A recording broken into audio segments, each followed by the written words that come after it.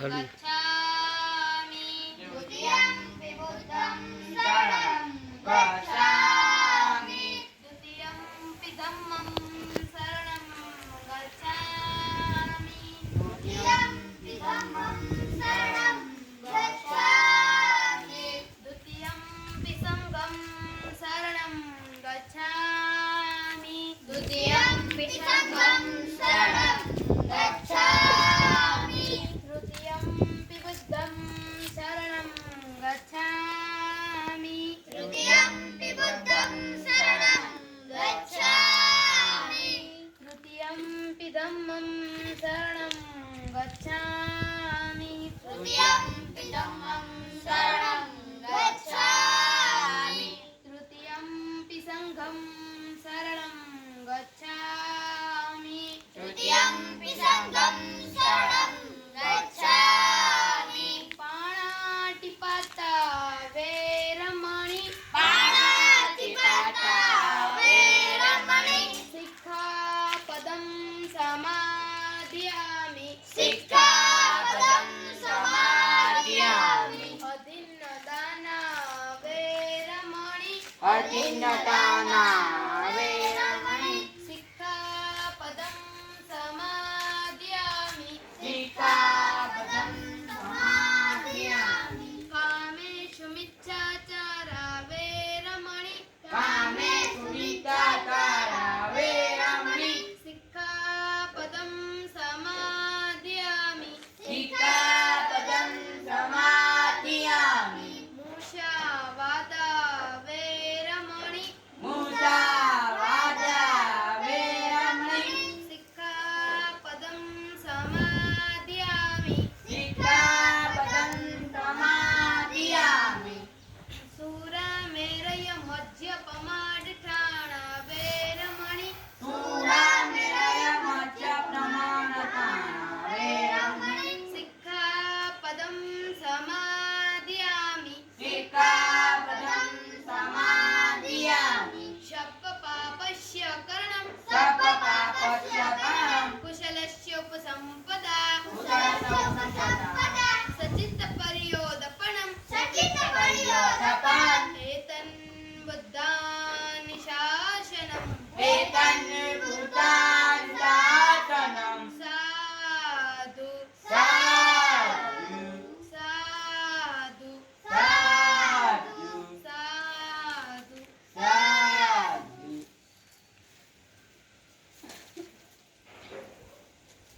સાહેબ આજે હું તમને કાલીબાઈના જન્મ જૂન 1935ના રોજ રાજસ્થાનના ડુંગરપુર જિલ્લાના રસ્તાપાલ ગામમાં થયો હતો. તેમની માતાનું નામ નવદેવી હતું અને પિતાનું નામ દિલબાગ શર્માભાઈ હતું. બલિદાનની આ ઘટના સમયે દેશ બ્રિટિશ શાસનકાળ હેઠળ હતો.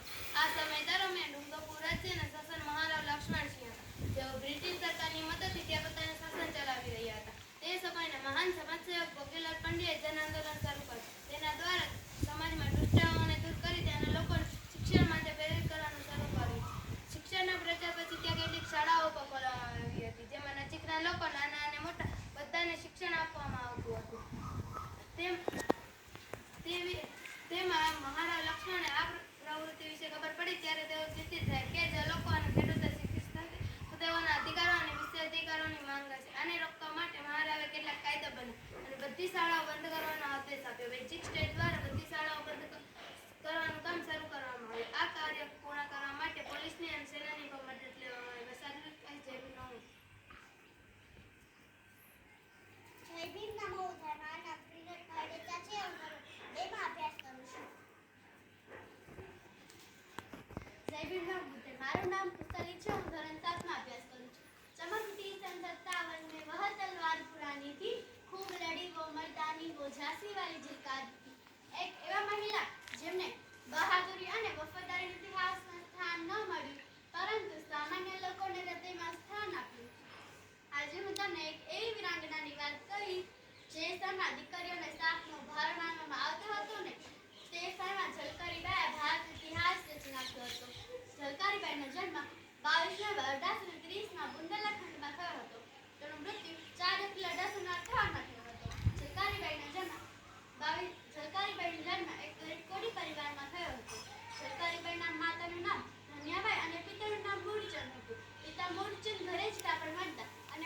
અને અન્ય ઘરકામ કરતા. ઝલકારીબાઈ નાના હતા ત્યારે તેમના માતાનું મૃત્યુ થઈ ગયું હતું અને ઝલકારીબાઈ તેમના માતા પિતાનો એકમાત્ર સંતાન હતા. તેથી તેમનો ઉછેર ખૂબ જ લાડ પ્રેમથી થયો હતો. ઝલકારીબાઈને પિતા તેમના દીકરાની જેમ ઉછેરી, ઘોડે સવારી અને હાથે ચલાવવાની તાલીમ આપી હતી. એક વખત ઝાંસી મહારાજ સમારોહમાં ઝલકારીબાઈ પર ઝાંસીની રાણી લક્ષ્મીબાઈના પૌર્વ ધારણ કરીને લડતા જયથી દોસ્તોને ધોકા આપી શકાય. 1857ના વખતે રાણીની કિલ્લાથી બહાર જવાનો સમય પડી ગયો. ઝલકારીબાઈ તેમનો વેશ ધારણ કર્યો. ઝલકારીબાઈ દુશ્મનોના હાથે પકડતા તેમને ફાંસીની સજા આપવામાં આવી. કેપ્ટને કહ્યું, ફાંસીની સજા આપવા પહેલા પૂછ્યું કે તેની સાથે શું કરવામાં આવે. ઝલકારીબાઈ બીજે પણ જવાબ આપ્યો કે ફાંસીની સજા આપવામાં આવે. કેપ્ટને કહ્યું, ભારત 1% મહિલા પણ તેમના જે બહાદુરી બતાવી અંગ્રેજોને ભરત છીનવી જવો પડ્યો. અત્યારે જ કહીશ જય ભીમ નવું.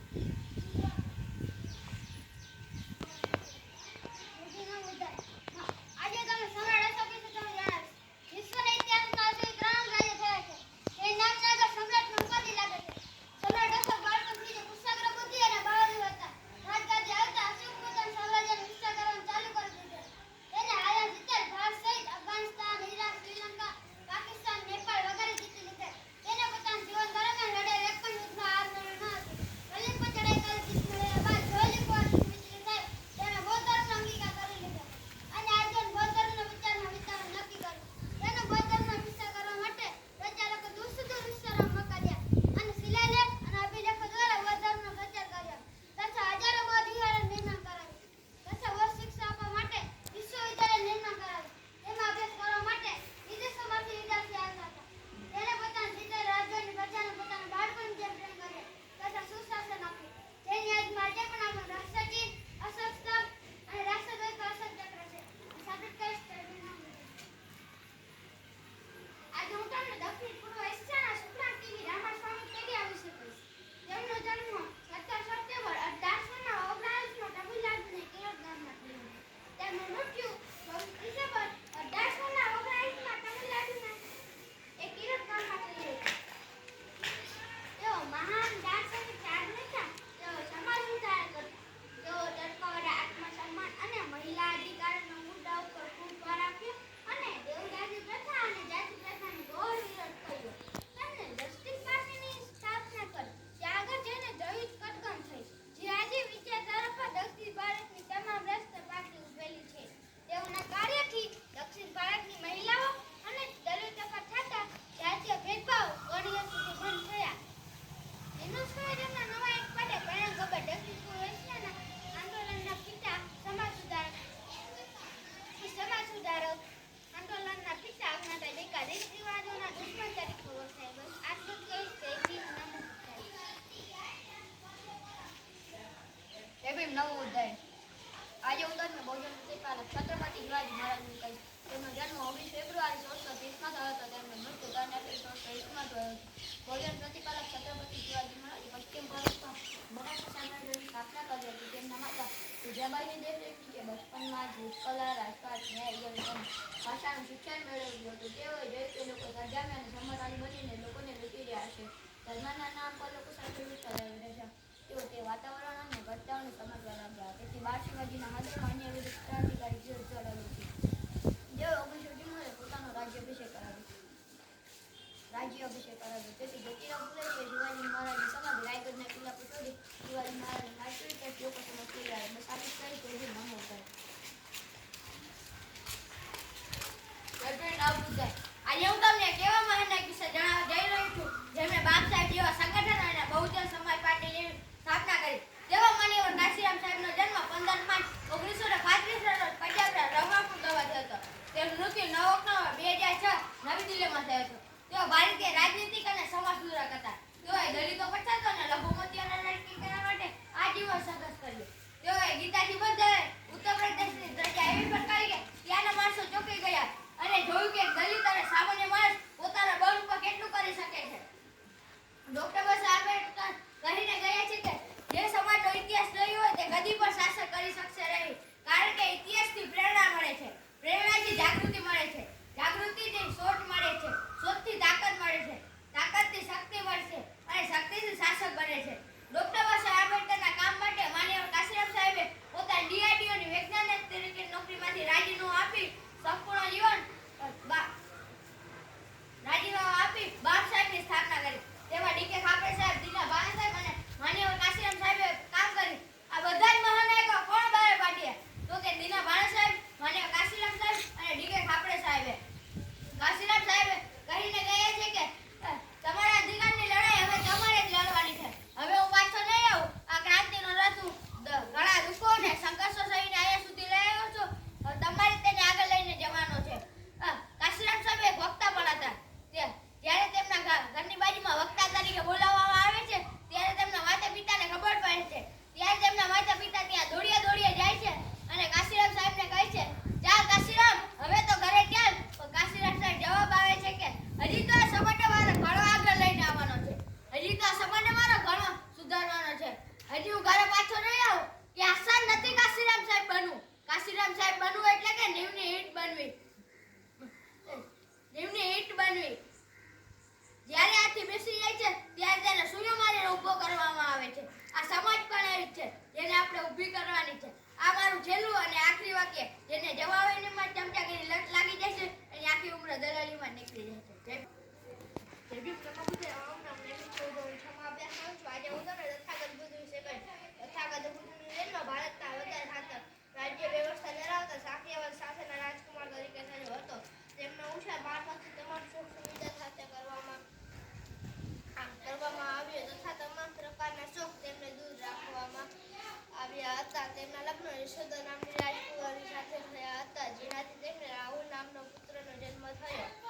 રાહુલ નામનો પુત્રનો જન્મ તો એક વખત તેઓ પોતાની સારથી સાથે નગર ચડિયાએ નીકળ્યા અને તેમને નગરમાં દુઃખી, રોગી, મરણ પામેલ લોકોને જોયા. જે હોય તેમને દુઃખની અનુભૂતિ થતાં તેમનું મન વિચલિત થઈ ગયું અને દુઃખનું નિવારણ શોધવાના ઉદ્દેશથી તેમણે ગૃહત્યાગ કર્યા. ઘર છોડ્યા બાદ તેમને સાધના કરી. અષ્ટમ બુદ્ધિ માણસોથી માનવ માત્ર એક જ સમાજ છે. બસ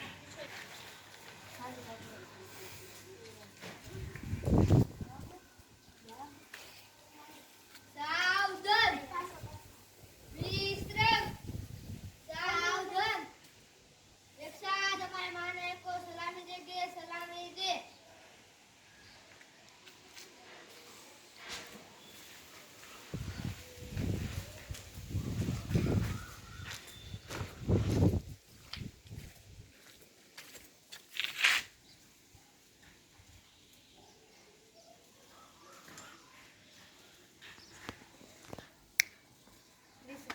Now